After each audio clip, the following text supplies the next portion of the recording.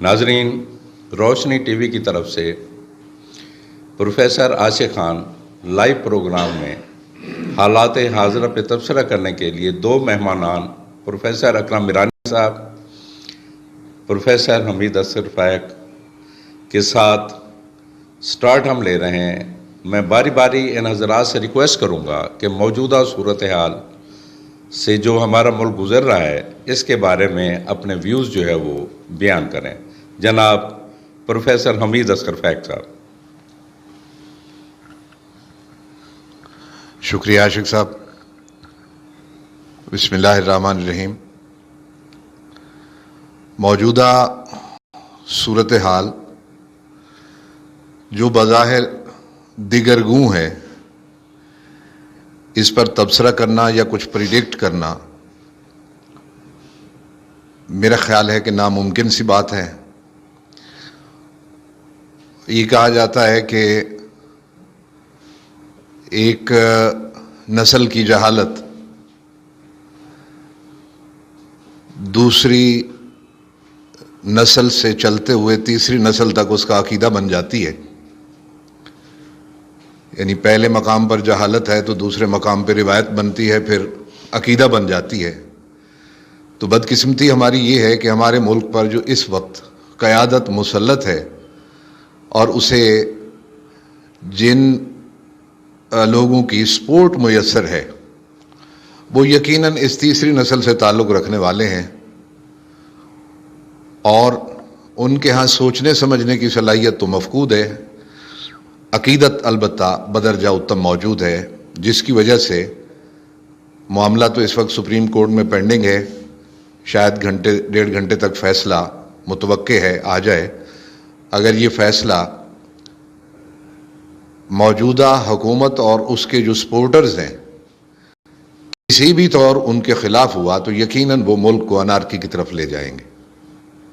اس سے بچنے کے لیے کیا کرنا چاہیے یہ تو سوچنے والے سوچ رہے ہوں گے، مگر بظاہر جو ہے نا جی ہم ایک بند گلی میں جاتے ہوئے خود کو محسوس کرتے ہیں۔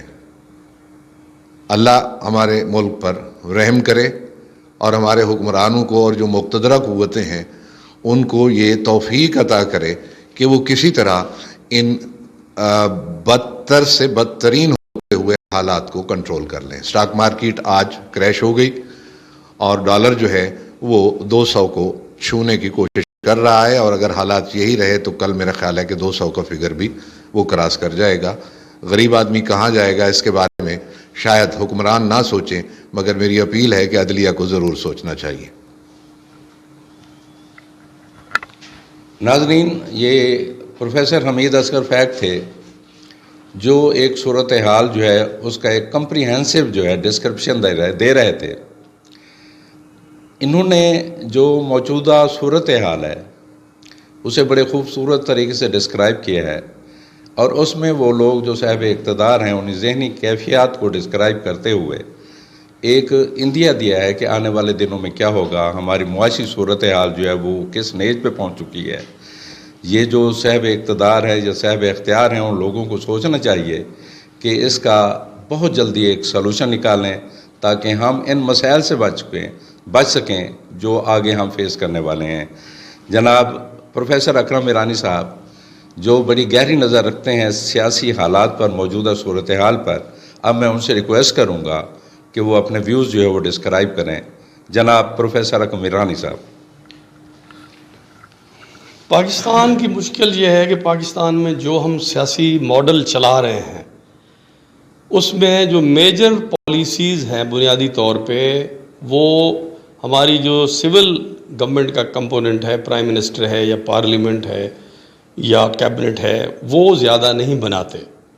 اس کے اوپر زیادہ ہماری سیکیورٹی فورسز یا اسٹیبلشمنٹ جسے ہم عام طور پہ کہتے ہیں ان کا کنٹرول ہے۔ یہ ایک ایسا ماڈل ہے، یہ جہاں کہیں بھی ہو اس میں ہمیشہ اس کی سموتھ رننگ میں رکاوٹیں آتی رہتی ہیں۔ یہ ایک تو ذہن میں ہمیں یہ رکھنا چاہیے، اور یہی چیز ہم تاریخی طور پہ پاکستان کے حوالے سے دیکھتے چلے آ رہے ہیں۔ لیکن اس مرتبہ دلچسپ بات یہ ہوئی ہے کہ ہمیشہ پہلے اسٹیبلشمنٹ کی انٹرونشن سے یا ان کی مداخلت کی وجہ سے معاملات بگڑتے تھے۔ اس دفعہ پرائم منسٹر صاحب نے ایک ایسی پوزیشن لی ہے اور ایسی صورتحال بنائی ہے کہ اس نے آئین کو بالا طاق رکھتے ہوئے کچھ ایسے اقدامات لیے ہیں جس سے پاکستان بحران کا شکار ہوا ہے۔ اب یہ تو آئین میں بالکل واضح طور پہ لکھا ہوا ہے، اور یہ بنیادی رائٹ ہے اسمبلی کا کہ وہ جب چاہے پرائم منسٹر کو واپس بلا سکتی ہے۔ یعنی پرائم منسٹر کے لیے یہ ضروری ہے کہ جو ویسٹ منسٹر ماڈل ہم چلا رہے ہیں، برطانوی ماڈل، اس میں یہ ضروری ہے کہ پارلیمنٹ میں پرائم منسٹر کو اکثریت کی حمایت حاصل رہے۔ جو ہی پرائم منسٹر کی اکثریت حمایت ختم ہوتی ہے، پرائم منسٹر نہیں رہتے، وہ چاہیں تو ریزائن کر سکتے ہیں یا پارلیمنٹ اس کے خلاف عدم اعتماد یا نو کانفیڈنس کرتی ہے۔ اب پارلیمنٹ میں ایک معمول کی یہ کارروائی ہو رہی تھی، اسے معمول کی کارروائی عام طور پہ کہا جاتا ہے، کہ اپوزیشن نے پرائم منسٹر کے خلاف عدم اعتماد کی قرارداد پیش کی۔ اب پیش کی ہے تو اس کے لیے ووٹ کرنے کا ایک دن مقرر کیا اسپیکر صاحب نے۔ اس دن وہ ووٹ ہونا تھے، اگر حکومت کے پاس اکثریت ہوتی تو وہ حکومت بچ جاتی، اگر اکثریت نہ ہوتی تو پرائم منسٹر صاحب جو ہیں وہ لیڈر آف دی اپوزیشن بن جاتے۔ یہ بالکل عام سی چیز ہے جو ہر پارلیمانی نظام کی حکومت میں ہوتا رہتا ہے۔ لیکن مشکل یہ ہوئی کہ جو ہماری گورنمنٹ ہے یا جو ہمارے پرائم منسٹر صاحب ہیں، اس نے اس کو ملک دشمنی کا رنگ دے دیا۔ یہ پہلی دفعہ ایسا ہوا کہ جناب کوئی امریکہ کے ساتھ پاکستان کے تعلقات میں کوئی دراڑ آئی، چونکہ پرائم منسٹر صاحب کہتے ہیں کہ وہ رشیا چلے گئے، اس وجہ سے امریکن جو ہیں وہ بہت ناراض ہیں اور انہوں نے ہمارے خلاف یہ عدم اعتماد کی تحریک کو لانچ کیا ہے، اور یہ جو لوگ عدم اعتماد کر رہے ہیں یہ بنیادی طور پہ یہ ملک دشمن ہیں یا یہ غدار ہیں یا یہ ملک کو نقصان پہنچانے کی کوشش کر رہے ہیں۔ یہ ایک دلچسپ سی صورتحال ہے کہ یہ حکومت کا نقطہ نظر ہو سکتا ہے، مگر اس کے لیے نہ کوئی تحقیقات ہوئی، نہ کسی فورم کے اوپر کوئی یہ بات اسٹیبلش ہوئی کہ کسی نے اس قسم کی کانسپیریسی کی ہے۔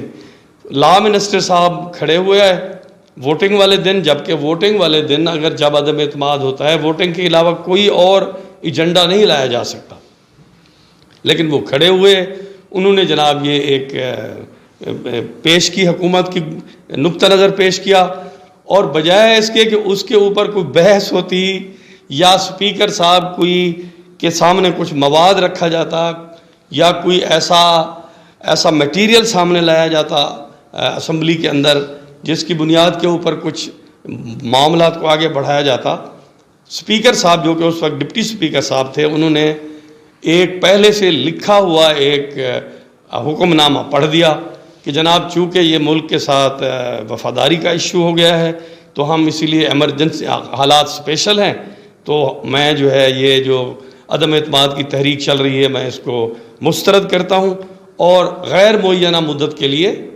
ہم اسمبلی کا اجلاس جو ہے اس کو ملتوی کر رہے ہیں۔ اور صورتحال یہ بنی حیران کن کہ اگلے 5 منٹ میں پرائم منسٹر صاحب ٹیلی ویژن کے اوپر اپیئر ہوئے، انہوں نے ٹیلی ویژن پہ آ کے کہا کہ جناب میں صدر صاحب کو لکھ رہا ہوں کہ اسمبلی کو تحلیل کر دیا جائے، اور اگلے 10 منٹ میں صدر صاحب نے اسمبلی تحلیل کر دی۔ تو ایسے بادی و نظر میں لگتا تھا کہ یہ پہلے سے تیار کیا ہوا کوئی سکرپٹ ہے، اور وہ یہ ذہن بنا کے بیٹھے تھے اسپیکر صاحب بھی اور لا منسٹر صاحب بھی، پرائم منسٹر صاحب بھی اور پریزیڈنٹ صاحب بھی، اور انہوں نے پاکستان کی تاریخ میں پہلی مرتبہ کسی سویلین گورنمنٹ نے آئین کو بالا طاق رکھتے ہوئے ایک ایسا قدم اٹھایا، کیونکہ پرائم منسٹر کے خلاف اس وقت عدم اعتماد کی تحریک آ چکی تھی۔ آئین اس لحاظ سے بالکل کلیئر ہے کہ جب عدم اعتماد کسی عہدیدار اسمبلی کا اسپیکر ہو، ڈپٹی اسپیکر ہو، پرائم منسٹر صاحب ہوں، اگر خاص کر پرائم منسٹر صاحب کے خلاف آئی ہوئی ہو تو وہ اسمبلی توڑنے کے مجاز نہیں رہتے۔ تو انہوں نے یہ اسپیشل مومنٹ کریٹ کیا اور اسمبلی کو ڈیزالو کر دیا۔ یہ حیران کرنے والی بات تھی۔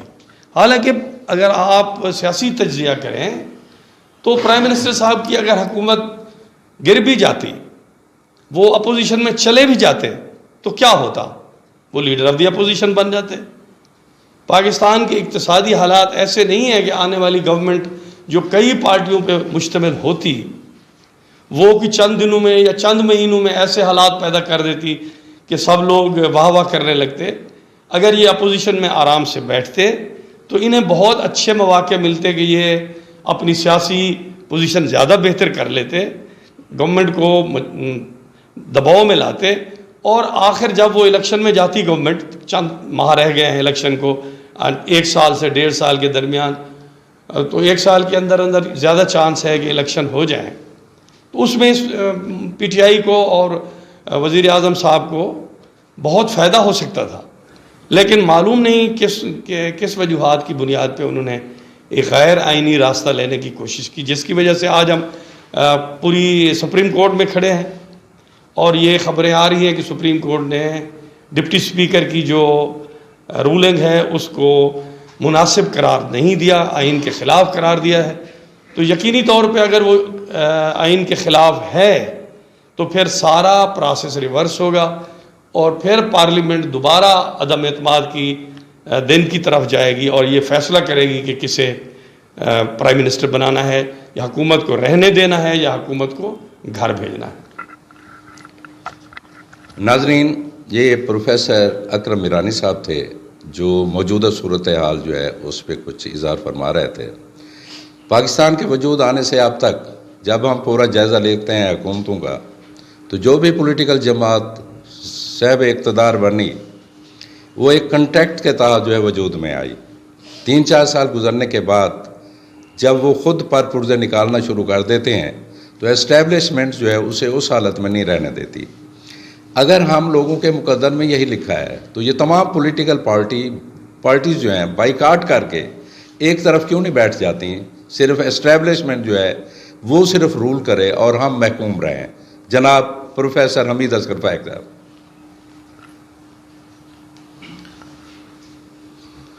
عاشق صاحب, اسٹیبلشمنٹ کے حوالے سے آپ مجھ سے بات کروانا چاہتے ہیں, آپ کی نیت کیا ہے اس کا تو مجھے معلوم نہیں, لیکن میں ان کے بارے میں بات نہیں کروں گا. میں جو بات کرنا چاہتا ہوں, کہتے ہیں کہ ہر قوم میں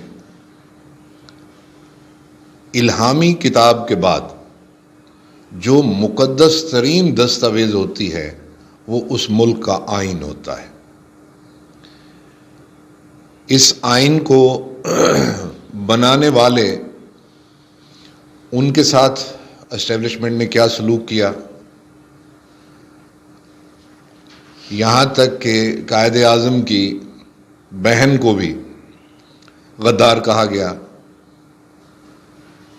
اور آگے چل کر آپ دیکھیں کہ ایک خوفناک دور ہے جو 10 سے زیادہ سال تک جاری رہا, اور جس میں ہم پھر آئین کے ساتھ کھیلواڑ کرتے رہے, اس میں ترمیم کرتے رہے, اور اس کو جو ہے حدود آرڈیننس آئے, اور خلیفۃ الوقت جو تھے اگر وہ عام نہ پھٹتے تو یقیناً وہ اس وقت بھی برسر اقتدار ہوتے ہیں. پھر اس کے بعد لنگڑی لولی جمہوریت آئی ہے, وہ بھی اسٹیبلشمنٹ کی بیساکھیوں کے ساتھ یا ان کی سازشوں کے ساتھ. اس کے بعد مکمل طور پر آپ دیکھیں کہ ایک غلط فیصلہ جو اسٹیبلشمنٹ کی طرف سے تھا کارگل کے محاذ کا, اس کی جب انکوائری ہونے لگی تو اس کے بعد بھی جمہوریت کی بساط جو ہے وہ لپیٹی گئی. تو ہر مقام پر جب بھی یہ لوگ پر پرزے نکالنے لگتے ہیں, آپ نے یہی لفظ استعمال کیا پر پرزے کا, تو ان کی جو بساط ہے وہ لپیٹ دی جاتی ہے. آپ کا یہ کہنا کہ جی کیوں نہ ان کے ہی حوالے کر دیا جائے, یہ سارے کے سارے لوگ ایک طرف بیٹھ جائیں, تو اس کے لیے تو پھر ایک ہی صورت رہ جاتی ہے نا کہ آپ اپنے آئین کو تبدیل کر لیں اور اسے جو ہے صدارتی میں کنورٹ کر دیں, اور صدر جو ہے جو سربراہ ہوا اسٹیبلشمنٹ کا وہی صدر کے طور پر بھی کام کرے. ایسا ممکن نہیں ہے, اور نہ ہی پاکستان بنانے والوں نے پاکستان کے لیے ایسے نظام کی خواہش یا ارادے کا اظہار کیا تھا. اس ملک میں تجربات در تجربات کا سلسلہ، یہ کب تک جاری رہے گا؟ ہم دیکھتے ہیں کہ جب ہم آزاد ہوئے تو ہم باوجود کہ ہمارے پاس بے شمار مسائل تھے، وہ اثاثوں کی تقسیم کا مسئلہ ہو، وہ مہاجرین کی بحالی کا مسئلہ ہو، وہ فوج کا مسئلہ ہو، وہ انڈسٹری کا مسئلہ ہو، یہ سارے مسائل اس وقت موجود تھے، مگر ہم مضبوط تھے. ہماری کرنسی کی دنیا میں عزت تھی، قدر تھی. اور عرب ممالک ہماری ریاستوں سے پیسے لے کر حج کے انتظامات کیا کرتے تھے. ہم امیر تھے، ہمارے پاس سب کچھ موجود تھا. آپ ذرا وہ ریشو دیکھ لیں کہ اس وقت ہماری کرنسی کے مقابلے میں ڈالر کی کیا ویلیو تھی، اور آج جب وہ 200 کو ٹچ کرنے لگا ہے تو اس وقت بھی وہ کہتے ہیں کہ مثبت اشاریے ہیں. یہ مثبت اشاریے کہاں سے آ رہے ہیں، کس طرف سے آ رہے ہیں، کون لا رہا ہے؟ تو نتیجہ یہ ہوتا ہے کہ جناب جن کا فائدہ ہو رہا ہے وہ فائدہ اٹھاتے چلے جا رہے ہیں. ان کی طرف دیکھنے والا یا ان کی انکوائری کرنے والا بھی کوئی نہیں. کرپشن کا راگ الاپنے والے خود گوڑے گیٹے تک جو ہے نا جی وہ کرپشن میں ڈوبے ہوئے آپ کو نظر آتے ہیں، مگر ان کو پوچھنے والا کوئی نہیں ہوتا. بس یہ ہے کہ اسکینڈل سامنے آتا ہے، کچھ دن اس کا چرچا رہتا ہے، پھر اس کے بعد گم ہو جاتا ہے. مرحومہ آسما جہانگیر نے کہا تھا کہ جب آپ کو کچھ خاص لوگوں کے بارے میں علم ہوگا کہ ان کے پاس کتنے اثاثے ہیں تو آپ سیاستدانوں کی کرپشن کو بھول جائیں گے. سیاستدان جو ہے وہ عوام میں رہتا ہے، عوام سے نکلتا ہے، عوام کے ووٹوں سے اسمبلی تک جاتا ہے، اسے عوام کے مسائل کا احساس ہوتا ہے.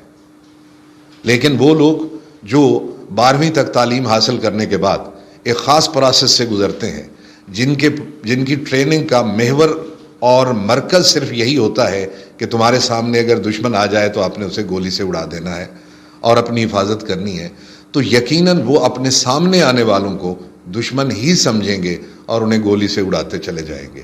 رزلٹ اس کا کیا نکلے گا کہ وہاں ہمدردی، محبت اور پیار یا عوام کا جو دکھ اور تکلیف ہے اس کا کبھی بھی احساس نہیں ہو سکے گا. اگر یہ احساس کہیں ہوگا تو ہمارے پارلیمانی نظام میں، ہمارے ممبران میں، ہمارے قوم اور عوام کے اندر رہنے والے جو نمائندے ہیں ان میں. لہٰذا ہم کسی طور پر بھی یہ تصور ہمارے نزدیک بھیانک ہے کہ ہم آرمی کے حوالے کر دیں، کسی اور قوت کے حوالے کر دیں اور سیاستدانوں سے یہ سارا کچھ چھین لیں. جیسے بھی ہیں سیاستدان، یہ عوام میں ہیں، عوام کے ساتھ رہتے ہیں، انہیں 5 سال کا موقع ملنا چاہیے. اب آپ کا یہ سوال بھی ہو سکتا ہے کہ عمران خان کو 5 سال کا موقع کیوں نہیں دیا گیا؟ عمران خان سے موقع نہیں چھینا گیا. عمران خان اگر وزیر اعظم نہیں ہے تو لیڈر آف اپوزیشن ہے، وہ آ کر بیٹھے گا، عوام میں رہے گا. دوسروں کو موقع اگر مل رہا ہے، ان کے پاس عددی اکثریت موجود ہے تو انہیں آزما لیجئے، لیکن اس سسٹم کو لپیٹنے کی بجائے اس سسٹم کو چلنے دیجئے، یہ زیادہ بہتر رہے گا.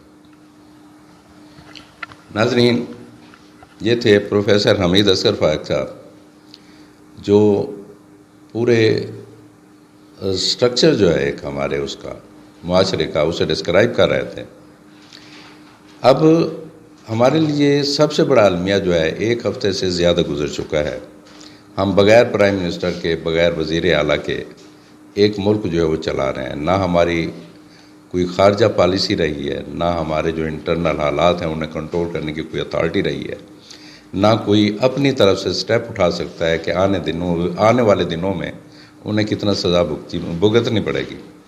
اب ہم تھوڑا سا آئین نے پاکستان کی طرف آتے ہیں کہ اس کی جو مختلف شکیں ہیں، جیسے آرٹیکل 6 کی بات ہو رہی ہے، آرٹیکل 5 کی بات ہو رہی ہے. میں جناب میرانی صاحب سے ریکویسٹ کروں گا کہ وہ آئینی شکیں جو ہیں پاکستان کی ان پہ ذرا روشنی ڈالیں. جناب پروفیسر اکرم میرانی صاحب. میں کوئی لا کا ایکسپرٹ تو نہیں ہوں، لیکن میں اپنی بساط کے مطابق تھوڑی بات کرنے کی کوشش کروں گا. دیکھیے، پاکستان ان خوش نصیب ممالک میں سے ہے جن کا آئین تحریر شدہ ہے. بہت سارے ممالک کے جیسے جو مدر آف کانسٹیٹیوشن جسے کہتے ہیں وہ برٹش ماڈل ہے، جس میں لکھا ہوا آئین نہیں ہے. نہ صرف یہ لکھا ہوا ہے بلکہ بہت ڈیٹیل سے لکھا ہوا آئین ہے. اب مثلا آپ دیکھیے کہ یہ عدم اعتماد ہو رہا تھا، اس میں پوری ایک بات اس میں لکھی ہوئی تھی کہ جب عدم اعتماد آ جائے گا تو کتنے دن کے بعد اس کو اسمبلی کا اجلاس بلانا ضروری ہے، اور زیادہ سے زیادہ آپ کتنے دن لے سکتے ہیں، یہ بھی اس میں لکھا ہوا ہے. اگر عدم اعتماد کی تحریک آ جائے تو प्राइम मिनिस्टर साहब असम्बली नहीं तोड़ सकते, ये भी उसमें लिखा हुआ है।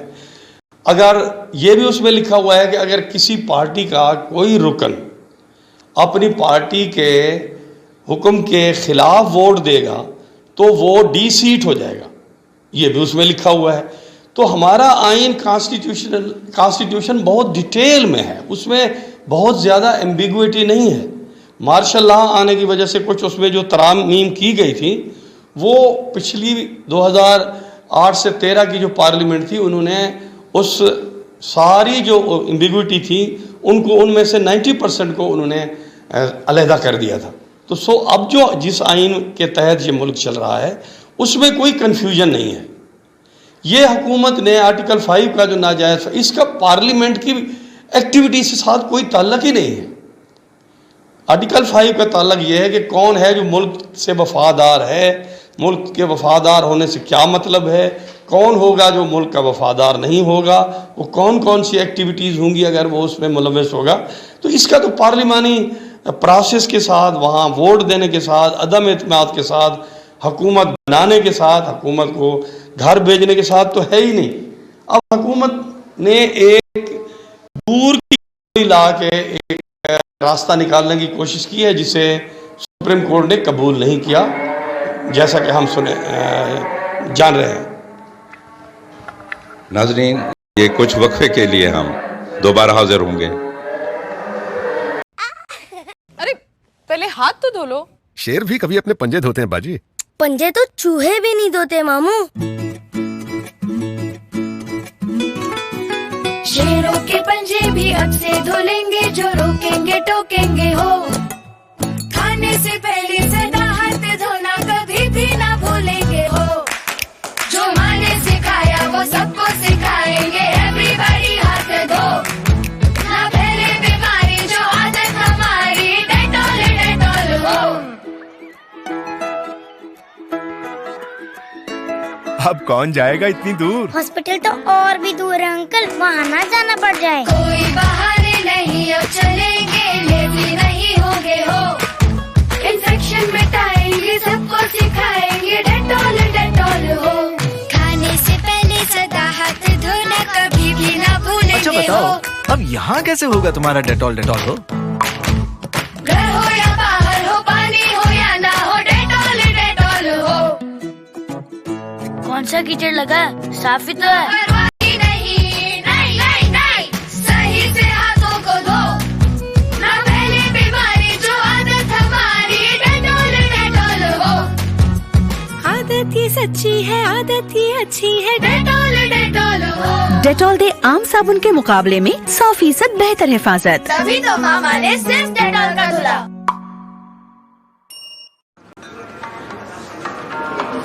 उफ एस्रा, you love पाकिस्तानी फूड यार, it's the best। कब खिला रही हो? इसको ना पाकिस्तानी खानों का मजा चखाना ही पड़ेगा।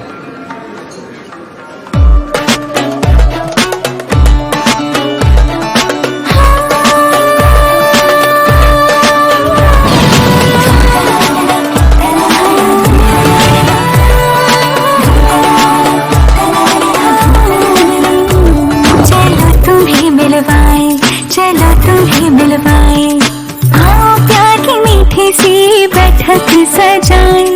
आओ प्यार की मीठी सी बैठक सजाए। तुम्हें अपने रंग रंगवाए, पहचान खुद से करवाए। आओ प्यार की मीठी बैठक सजाए। आओ प्यार की मीठी बैठक सजाए। मजा है अपना तीखा, लहजा है अपना मीठा, सच्चा जायका जगाना, मेरी जान से हमें से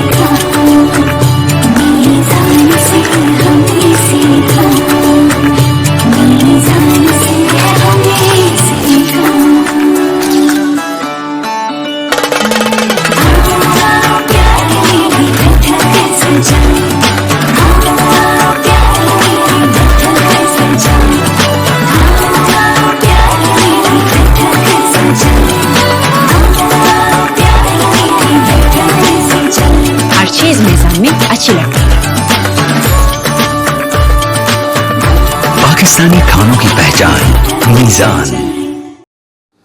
नाज़रीन, ये गुफ्तगू का सिलसिला कुछ दरमियान में वक्फे की वजह से मुनक़ता हो गया था। अब हम दोबारा प्रोफेसर अकरम मीरानी से रिक्वेस्ट करते हैं कि एक तो जो ख़त ख़ाल हैं हमारे आईन पाकिस्तान के, उन पर रोशनी डालें। दूसरी ये है कि मौजूदा सूरत हाल जो है,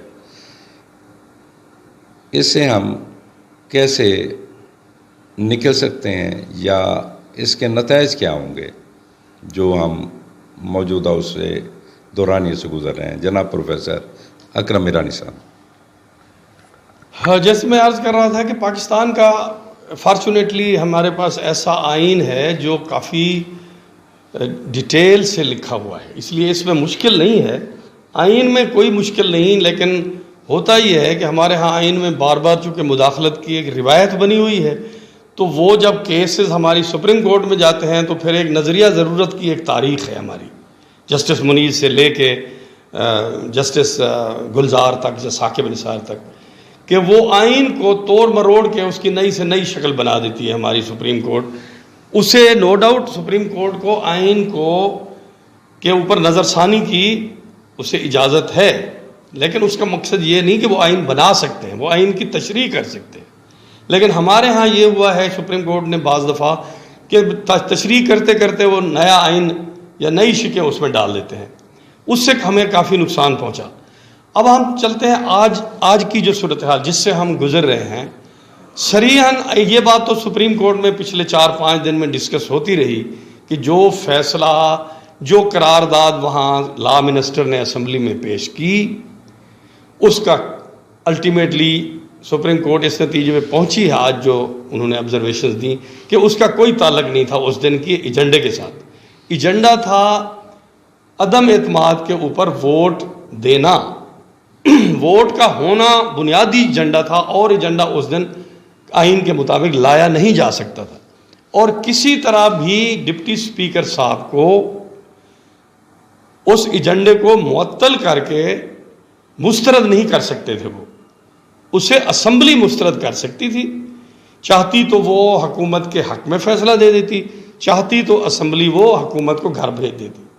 डिप्टी स्पीकर साहब के पास कोई इसका अख्तियार नहीं था, तो उन्होंने अपने अख्तियार से तजावुज़ किया। आज सुप्रीम कोर्ट में ये तकरीबन जो हमारा लार्जर बेंच उसको सुन रहा है, उसमें इत्तेफाक राय था कि डिप्टी स्पीकर ने जो कदम उठाया वो आइन के मुताबिक नहीं था। अब फैसला तो 7:30 बजे आएगा, लेकिन इसके क्या इम्कानात हो सकते हैं? 2 इम्कानात हैं। या तो यह है कि वो सुप्रीम कोर्ट कहेगी कि भाई ठीक है, वो चूँकि गैर आइनी कदम उठाया गया इसीलिए सारा कुछ वापस जाएगा, असम्बली दोबारा बहाल होगी। चूँकि कदम गैर आइनी था, उसकी बुनियाद के ऊपर प्राइम मिनिस्टर ने असम्बली तोड़ी, जो कि उनका अख्तियार नहीं था, चूँकि उनके खिलाफ अदम एतमाद आया हुआ था, और उनकी एडवाइस के ऊपर सदर ने असम्बली तहलील की, तो चूँकि बुनियाद ही इसकी गलत थी, नतीजतन ये सारे जो फैसले हुए वो गैर आइनी थे, इसलिए असम्बली बहाल होती है और वो उसको ये हक पहुंचता है कि वो अदम एतमाद करे, चाहे तो वो हुकूमत को घर भेज दे, चाहे तो हुकूमत को बरकरार रखे। एक तो इसके ये इम्कानात हो सकते हैं, और उसमें फिर उससे ये बात भी सामने आएगी कि अगर ये सारा कुछ डिप्टी स्पीकर साहब ने और प्राइम मिनिस्टर साहब ने और लॉ मिनिस्टर साहब ने गैर आइनी तौर पे किया है, तो क्या उनके ऊपर आर्टिकल 6 लागू हो सकता है? ये एक नया क्वेश्चन खड़ा होगा। ये आने वाली हुकूमत जो फिर बनेगी, तो वो चाहे तो इस मसले को एक, चूँकि वहाँ हुकूमत फेडरल गवर्नमेंट को ये अख्तियार है कि वो आर्टिकल 6 का हुक्म जारी कर सकती है और एक ट्राइब्यूनल बनाने का कह सकती है सुप्रीम कोर्ट को, जिसमें ये डिस्कस हो कि क्या ये जो 3 ओहदेदार थे उन्होंने आइन को नुकसान पहुंचाया है, आइन पाकिस्तान की खिलाफ वर्जी की है। ये इसकी आगे चल के कॉन्सिक्वेंसेस हो सकते हैं। दूसरी चीज़ जो हो सकती है, जो जिसका खदशे का इजहार किया जा रहा है कि शायद 1988 की तरह सुप्रीम कोर्ट नज़रिया ज़रूरत को अप्लाई करे और वो ये कहे कि डिप्टी स्पीकर साहब ने जो कुछ किया वो गलत था, لیکن اس کے باوجود چونکہ پرائم منسٹر نے اسمبلی توڑ دی ہے، صدر صاحب نے اسمبلی کو پرائم منسٹر کی ایڈوائس کے اوپر تحلیل کر دیا ہے، اب صدر صاحب نے وزیر اعظم کو کیئر ٹیکر پرائم منسٹر لگا دیا ہے، اور صدر نے اپوزیشن لیڈر کو یہ لیٹر لکھ دیا ہے کہ آپ کیئر ٹیکر پرائم منسٹر جس نے الیکشن کروانے ہیں اس کے لیے آپ نے نام دیں. تو اتنا لمبا پروسیس ہو گیا ہے. تو بہتر یہی ہے کہ بھائی سٹیبل گورنمنٹ اس صورت میں بنے گی کہ اگر ہم الیکشن کی طرف چلے جائیں تاکہ نیا الیکشن ہو جائے، نیا مینڈیٹ آ جائے. یہ ہماری ایک تاریخ ہے، 1988 میں یہ ایسا ہوا ہے. مگر ایک بات ذہن میں رکھنی چاہیے کہ 1988 میں جو ہوا تھا اس وقت غیر جماعتی طور پہ منتخب ہوئی ایسی اسمبلی تھی جس کو تحلیل کیا گیا. اس میں خدشہ یہ تھا کہ اگر سپریم کورٹ بحال کرتی ہے اسمبلی کو تو وہ پھر ایک غیر جماعتی نظام بحال ہو جائے گا. تو یہ ایک ایسی بڑی اناملی کھڑی ہوگی جس کے اوپر شاید کنٹرول کرنا مشکل ہو جائے. پھر نیا پاکستان مارشل لاء سے باہر آ رہا تھا، صدر ضیاء الحق حادثے میں ہلاک ہو چکے تھے. تو اس کی وجہ سے یہ سمجھا گیا کہ بہتر ہے جمہوریت کو راستہ دیا جائے. نتیجتاً یہ خدشے کا اب بھی اظہار کیا جا رہا ہے، لیکن میری ذاتی خیال یہ ہے کہ اب 40 سال پہلے والی صورتحال کی طرف 44 سال پہلے والی صورتحال کی اتنے دور دوبارہ نہیں جائے گی سپریم کورٹ. اور ڈیفینیٹلی اگر آئین کے مطابق چیزیں نہیں ہوئیں تو ان کی خواہش اور کوشش یہی ہوگی کہ اسمبلی بحال ہو، حکومت بنے، کیونکہ ابھی 1.5 سال رہ گیا ہے. اس کے بعد الیکشن آنے والے ہیں، اور پھر الیکشن کمیشن نے بھی صدر صاحب کو یہ لکھا ہے کہ ہم 7 مہینے کم از کم ہمیں چاہیے ہوں گے الیکشن کی تیاری کے لیے. ہم 3 مہینے میں الیکشن نہیں کرا سکتے. تو الیکشن کی طرف جانا بھی اتنا آسان نہیں ہوگا، اس سے اور مشکلات جنم لیں گی. تو بہتر یہی ہوگا کہ ہم دوبارہ اسمبلی بحالی کی طرف جائیں اور ہم عدم اعتماد کی طرف جائیں اور ایک نئی گورنمنٹ فارم ہو، اور ہم اسی آئینی پروسیس کو اور قانونی پروسیس کو اور جمہوری عمل کو آگے بڑھائیں. ناظرین، یہ تھے پروفیسر اکرم ایرانی صاحب جو ایک پریڈکشن دے رہے تھے جو کچھ دیر کے بعد ڈسیزن آنے والا ہے سپریم کورٹ کا.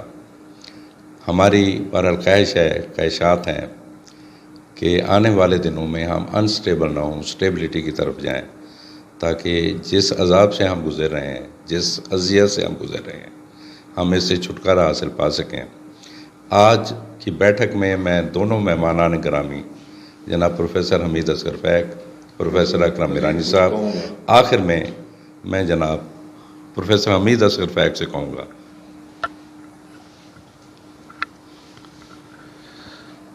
سر، میرانی صاحب نے تفصیل کے ساتھ جو آنے والے دنوں میں ممکنہ صورتحال ہے اس کا تذکرہ کیا. میں تھوڑا سا اضافہ اس میں یہ کرنا چاہتا ہوں کہ جب کوئی شخص بیمار ہوتا ہے تو ڈاکٹر کے پاس جا کر اپنی بیماری کا تذکرہ کرتا ہے تو ڈاکٹر بیماری کی جو وجوہات ہیں ان کو ریموو کرنے کی کوشش کرتا ہے. اس کے بعد بیماری اگر وجوہات ریموو ہو جائیں تو بیماری خود بخود ختم ہو جاتی ہے. ان حالات تک ہمارے ملک کو پہنچانے میں جو فیکٹرز موجود ہیں، جو لوگ موجود ہیں، جو پیراسائٹ موجود ہیں، جو وائرس موجود ہیں، ان کا علاج میں درخواست کروں گا سپریم کورٹ سے کہ وہ اپنے فیصلے میں ان کے علاج کے بارے میں بھی کچھ تجاویز دے کہ یہ حالت ہماری ہر 2 سال 3 سال کے بعد کیوں ہو جاتی ہے. یہ تو وہی بات ہو جاتی ہے نا کہ تمہیں نے درد دیا ہے تمہیں دوا دینا، کہ ہم پھر انہی کے پاس جاتے ہیں، انہی سے اقتدار کی بھیک مانگتے ہیں، انہی سے مناپلی کرنے کی کوشش کرتے ہیں. ایسا کیوں ہوتا ہے ہمیشہ؟ مجھے میر کا شعر یاد آتا ہے، میں اپنی بات اسی پہ ختم کرتا ہوں کہ میر کیا سادہ ہے، بیمار ہوئے جس کے سبب اسی عطار کے لونڈے سے دوا لیتے ہیں. ہم پھر اسی اسٹیبلشمنٹ کے پاس جاتے ہیں، اسی کے در پہ جبہ سائی کرتے ہیں، اسی سے امداد مانگتے ہیں اور انہی کے غلام رہتے ہیں. ہمارے سیاستدانوں کو بھی محتاط رہنا چاہیے اور ہماری عدلیہ کو بھی اس بارے میں واضح احکامات دینے چاہیے کہ تمام ادارے اپنی اپنی ڈومین میں رہ کر آئین کے مطابق کام کریں تو ملک جو ہے ہمارا ترقی یافتہ ہو سکتا ہے. بہت بہت شکریہ. ناظرین، یہ تھے پروفیسر حمید اصغر فیق، اور اس سے پہلے پروفیسر اکرم ایرانی صاحب نے بہت جاندار ایک تبصرہ کیا حالات حاضرہ پر. پروفیسر عاشق حسین خان کو اس لائیو پروگرام سے اب اجازت چاہیے. پاکستان زندہ باد.